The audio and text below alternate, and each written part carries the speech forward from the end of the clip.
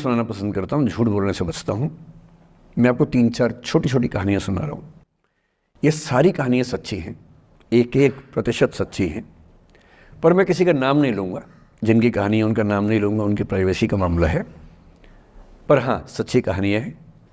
अच्छी बात है कि इन कहानियों के किरदार हम लोग नहीं बने, ईश्वर करे हम कभी ना बने, लेकिन कहानियाँ सच्ची हैं। जब मैं दिल्ली आया था 1990 में, मैं हरियाणा के एक शहर से, भिवानी से दिल्ली आया था पढ़ने के लिए। मेरे ड्रीम कॉलेज में हंसराज भी एक था, पर मेरा संयुक्त से मेरा एडमिशन जाकिर हुसैन में हुआ। मेरे अंक ठीक थे, यहाँ हो सकता था, पर मैं तो नई दिल्ली स्टेशन पे उतरा, बाहर निकला, पता लगा वहीं एक कॉलेज है, वहीं एडमिशन ले लिया मैंने। तो लोगों ने कहा कि यार कैंपस बड़ा अच्छा होता है। मैंने, अरे क्या फ़र्क पड़ता है, कॉलेज कॉलेज होता है, छड्डो, यही छड्डो में सिखाने आया हूँ आप लोगों को। ठीक है, स्टेशन से निकले वहीं कॉलेज है, मैंने घर जाना होगा तो आराम से कॉलेज से निकल जाएंगे, क्या रखा है कैंपस में। पर मेरा एक दोस्त जो मेरे साथ ही आया था उसी शहर से, उसने एडमिशन हंसराज कॉलेज में लिया।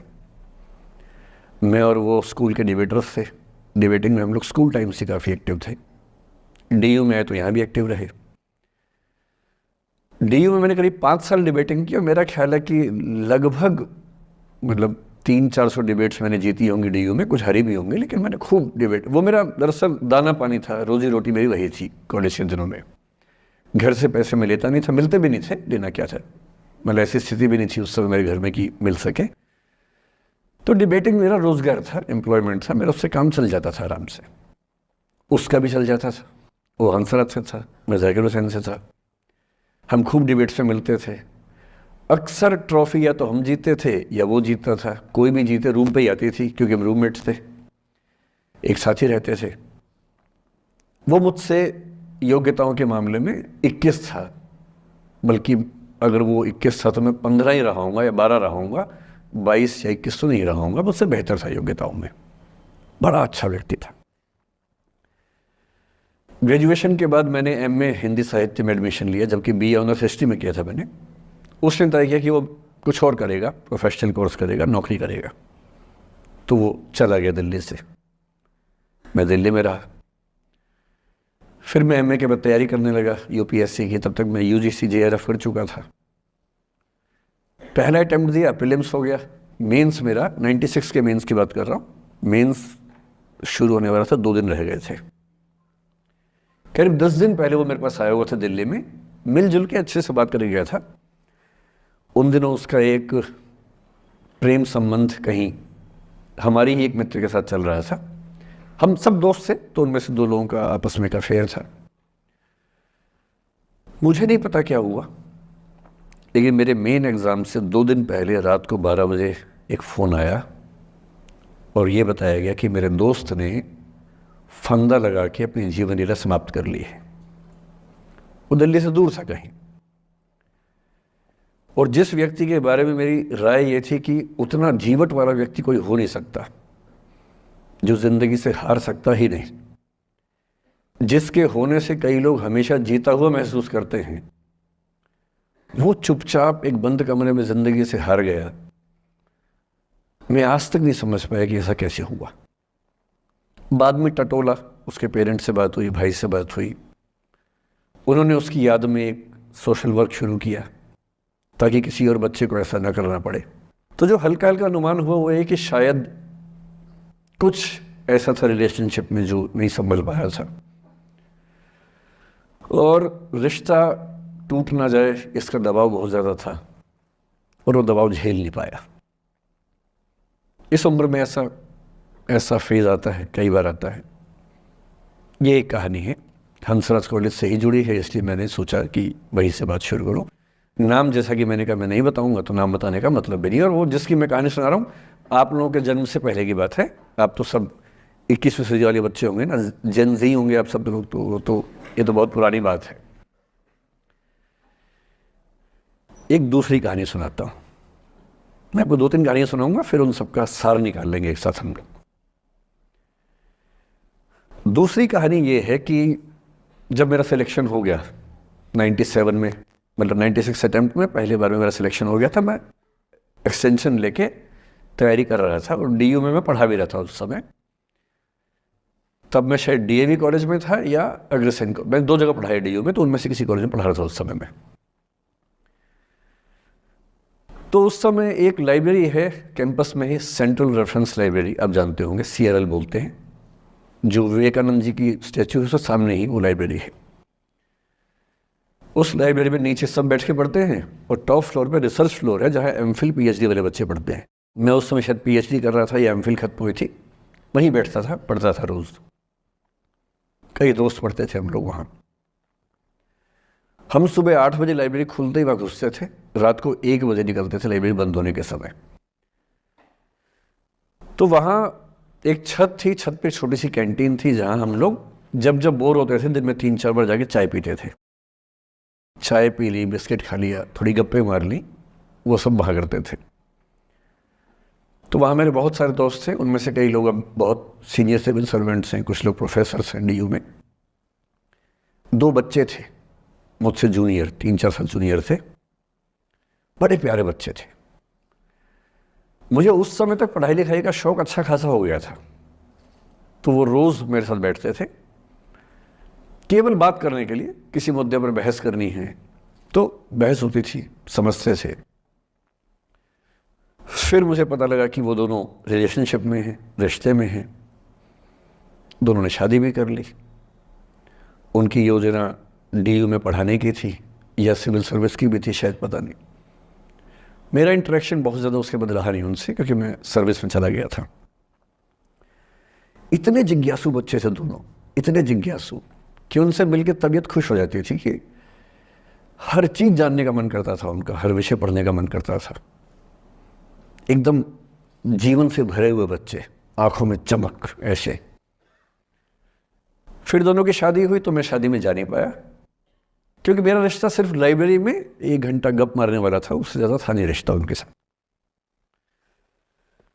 फिर सुनता रहता था कि मैं सब बढ़िया चल रहे, पढ़ाई कर रहे हैं, तैयारी कर रहे हैं। इंटरकास्ट मैरिज की उन लोगों ने, खूब हंगामा हुआ, दोनों घर में तलवारें खिंच गई, किसी तरह से तलवारें संभाली गई, मैनेज हुआ, दोनों साथ रहने लगे। और फिर 3-4 साल के बाद एक दिन मैंने खबर सुनी कि उस बच्ची ने फंदा लगा के जीवन लीला समाप्त कर ली। ये बात भी दिल्ली विश्वविद्यालय की है, उस दौर के सब लोग इस कहानी को जानते हैं। मेरे ख्याल से दोनों कहानी आपके प्रिंसिपल मैडम जानती होंगी, नहीं ध्यान कर पाएंगे तो मैं उनको जैसे नाम बोलूँगा अकेले में वो तुरंत समझ जाएंगे मैं किसकी बात कर रहा हूँ। मैं आज तक नहीं समझ पाया कि ऐसा क्या हुआ होगा। तो बाद में अनुमान जो हुआ वो ये, इंटरकास्ट मैरिज, परिवार का दबाव, समाज का दबाव, आपस के दबाव, टॉक्सिक रिलेशनशिप, अंत में उस दबाव को न झेल पाना और जीवन समाप्त कर देना, ये हुआ। ये 2 घटनाएं हैं। एक तीसरी घटना ये है कि दिल्ली में आज से 25 साल पहले एक घटना घटी। आप लोग तब बस पैदा हुए होंगे, घुटनों में चल रहे होंगे, या उससे 5-7 साल पहले की बात रही होगी। ये घटना दिल्ली के सब सीनियर लोग जानते हैं, जिनकी उम्र 35-40 साल है वो सब जानते हैं इस घटना को।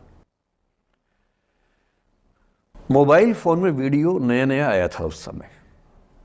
अब तो आपके हर फ़ोन में वीडियो है, अब तो सामने भी है, ताकि आप वैसा वाला मुंह बना के सेल्फी खिंचवा सके।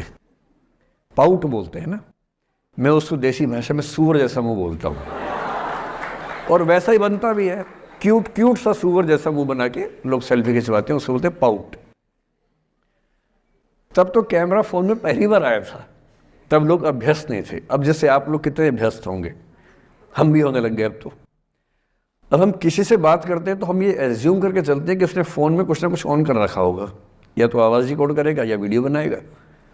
तुम कितने केयरफुल होकर बोलते हैं, कितने कॉन्शियस रहते हैं। और सर्विलांस सोसाइटी की सबसे बुरी बात यह है कि हम हमेशा चौकन्ने रहते हैं, हम सहज हो ही नहीं पाते। सहज रूप से 2 लोग बात कर लें, हो ही नहीं पाता। तो मैं तो अपने ऑफिस में कई बार ऐसा करता हूँ, जब हम 3-4 लोग बैठते हैं इनफॉर्मल बातचीत के लिए, हम सब अपना अपना फ़ोन कमरे के बाहर छोड़ के आ जाते हैं, फिर 2 घंटे बात करते हैं। इस भय से मुक्त होके कि कहीं कोई रिकॉर्ड तो नहीं कर रहा। ये हालत है आज की। उस ज़माने में तो फ़ोन थे। मोबाइल फ़ोन आया था भारत में लगभग 1995 के आसपास पहली बार। बड़ा महंगा था, 16 रुपये प्रति मिनट इनकमिंग, 16 रुपये प्रति मिनट आउटगोइंग, ये रेट से उस समय। और फ़ोन वो थे जिनसे आप कील भी ठोक सकते हैं, वैसे वाले फ़ोन थे, बटन वाले फ़ोन थे। नोकिया एक कंपनी थी, उसके फ़ोन हुआ करते थे। उसके 4-5 साल के बाद क्या हुआ, पहली बार किसी कंपनी ने फ़ोन में कैमरा लगा दिया। ये बात उस समय के लोग नहीं समझते थे। जब भी नई तकनीक आती है उसको समझने में टाइम लगता है। जो पहले समझते हैं फ़ायदा उठा लेते हैं, जो थोड़ा लेट समझते हैं वो उसका नुकसान उठाते हैं। उस समय दिल्ली के एक प्रसिद्ध स्कूल में 11वीं-12वीं क्लास के 2 बच्चों में आपस में कोई रिलेशनशिप रही होगी। वो दोनों किसी ऐसी सिचुएशन में थे जो सिचुएशन बहुत ही प्राइवेट किस्म की थी, बहुत निजी किस्म की थी, जिसको पब्लिक नहीं कर सकते। कुछ फिजिकल रिलेशनशिप जैसा मामला था। उस दुष्ट लड़के ने लड़कों के इतिहास को कलंकित कर, लड़कों का इतिहास वैसे भी कलंकित ज़्यादा है, उसे और कलंकित करते हुए उस पूरे सिचुएशन का वीडियो बना लिया। ऐसे मामलों में दुर्भाग्य है, मैं लड़का हूं इसलिए लड़के पवित्र थोड़ा ना हो जाएंगे। लड़का है, इतिहास कलंकित तो है, उसका वीडियो बना लिया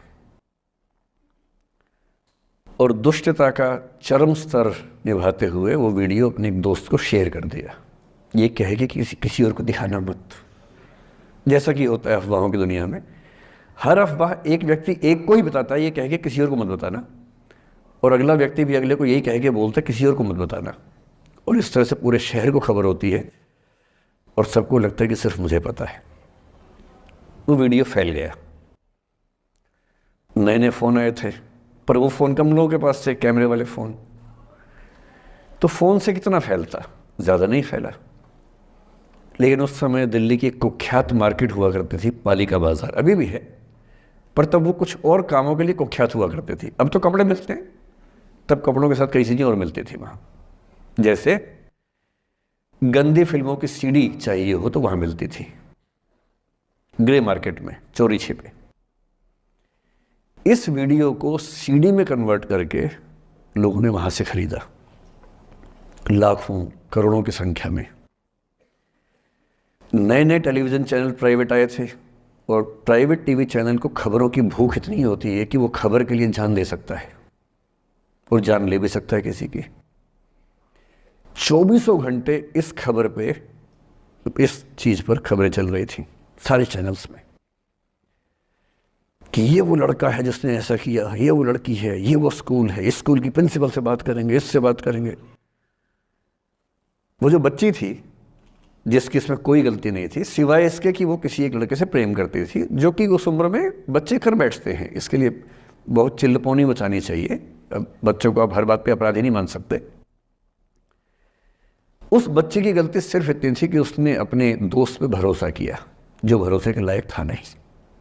वो नीच किस्म का व्यक्ति था जिसने उस संबंध की गरिमा को समझा नहीं। उस बच्ची के घर के बाहर 24 घंटे न्यूज़ चैनल से कैमरे खड़े रहे। घर से कोई भी निकले, 50 कैमरे पीछे। आप बताइए आपकी बेटी कैसी है, आप बताइए आपकी बहन कैसी है। अंत में उस पिता ने अपनी बच्ची को इस देश से बाहर भेज दिया। उसके कुछ दिन बाद की जो खबर टीवी चैनल से नहीं दिखाई, उसके पिता ने आत्महत्या कर ली। ये तीसरा इंसिडेंस है। ये सारी खबरें सच्ची बता रहा हूं मैं, इनमें से एक भी झूठ नहीं है। झूठी कहानियों से मोटिवेशन दिया जा सकता है, मैं जानता हूं, पर जब सच्ची कहानियां हैं तो मैं झूठ क्यों बोलूं?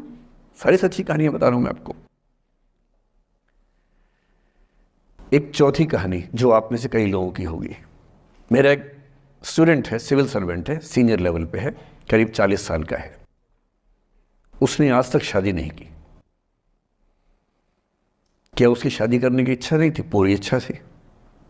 फिर क्यों शादी नहीं की? भाई कुछ लोग तो होते हैं कि शादी करनी ही नहीं, कोई मिशन है। योगी जी हैं, मोदी जी हैं, ठीक है, उनका तो मिशन है। ममता जी है, उनका मिशन है। पर जिसका जीवन में ऐसा कोई मिशन नहीं है और जिसको प्रेम करने का मन भी करता हो, वो तो शादी करता है आमतौर पे। उसने शादी क्यों नहीं की जानते हैं? जब वो 25-26 की उम्र में था, जब वो मेरा विद्यार्थी भी था, एक दिन मेरे पास आके बोला कि सर एक बात करना चाहता हूँ। मुझसे मेरे स्टूडेंट्स ऐसी बातें खूब करते हैं पर्सनली आके, अब तो मैं टाइम कम दे पाता हूँ, पहले तो ये सब होता रहता था क्लास के अलावा। एकदम रोता हुआ आया, आंखों में आंसू भरे हुए बहुत सारे। अरे क्या हो गया भाई? तो फिर उसने किसी का नाम बताया कि सर वो ही मेरी स्टूडेंट थी, कि सर उसके साथ रिलेशनशिप थी, उसने धोखा दिया है मुझे। अच्छा, धोखा देने वाली कहानी मुझे बहुत अपील नहीं करती। मेरा मानना है कि दोनों पक्षों की गलतियां होती हैं। आप केवल अपने पर्सपेक्टिव से सोच सोच के धोखा करते रहते हैं, ऐसा थोड़ा ना होता है भाई। कुछ तो मजबूरियां रही होंगी, कोई यूं ही बेवफा नहीं होता, कुछ तो वजह होगी ना। आप थोड़ा उसकी वजह, उसका भी तो, उसकी कहानी भी तो सुनिए। और मैं जब जब दोनों कहानियां सुनता हूं मुझे लगता है कि मामला ग्रे है। आप किसी एक पे उंगली उठा ही नहीं सकते कि इसने ऐसा किया। दोनों की गलतियां होती हैं, ऐसा थोड़ा ना कि एक की होती है। बहरहाल इन भाई साहब को ऐसा लगा कि धोखा हो गया उनके साथ। तो मैंने कहा चलो कोई बात नहीं यार, हो गया तो हो गया, तू नहीं कोई और सही, ऐसा क्या है। इतनी बड़ी दुनिया है, 8 अरब की आबादी अब है, उस समय भी 6-7 अरब तो थी। मैंने कहा 3.5 अरब 350 करोड़ में कोई तो होगी तुम्हारे लिए, ऐसा क्या है, कोई और देखेंगे। पर वो थोड़ा ज़्यादा सेंटिमेंटल था उस समय। धीरे धीरे पता नहीं उसके मन में क्या बैठ गया, उसके मन में ये बैठा कि दुनिया की सारी लड़कियां धोखेबाज होती हैं। ऐसे मूर्खों की कमी नहीं है दुनिया में, ऐसे बहुत मूर्ख हैं। दर्शन की दुनिया में इसे अवैध सामान्यीकरण कहते हैं, इलिसिट जनरलाइजेशन। इसका मतलब बहुत छोटे सैंपल के बेस पे ये समझ लेना कि ये थियरी पूरे ब्रह्मांड पर लागू होती है। एक लड़की ने धोखा दिया, मान लीजिए धोखा दिया, धोखा इसने दिया कि उसने दिया कि किसी ने दिया, जो भी कहानी हो, एक सैंपल से ये मान लेना कि सब ऐसे होते हैं। और उसके बाद से उसने कम से कम 10 बार कोशिश की, 10 लोगों से मिला, बातचीत की शादी के लिए। डेटिंग तो क्या करेगा 40 की उम्र में, लेकिन हाँ बातचीत करके देखा कि शायद रुचियाँ मिल जाएं, स्वभाव मिल जाए तो शादी के बारे में सोचें। हर बार 3-4-5 मीटिंग के बाद वापस हट जाता है। अब तो मैंने पूछना बंद कर दिया है। जब तक मैं पूछता था, बोलता था कि सर 3-4 मीटिंग के बाद लगता है कि ये भी वैसी ही है। मैंने कहा भूल जाओ भाई, उससे भूल जाओ, बात खत्म हो गई। उसके बच्चे घूम रहे हैं आजकल स्कूल में, अब तुम कम से कम शादी तो कर लो। वो भाई साहब आज तक अकेले हैं और अब तो बाज़ार में मूल्य भी कम हो गया उनका, अब विकल्प भी ज़्यादा नहीं मिलते हैं। अब जो विकल्प मिल रहे हैं वहाँ उसकी रुचि और कम हो गई है। तो पूरी संभावना है कि वो जीवन अकेले ही गुजरेगा उसका। एक अंतिम एग्जाम्पल देके फिर मैं निष्कर्ष की तरफ बढ़ूँगा। मैं एक IAS ऑफिसर को जानता हूँ, 2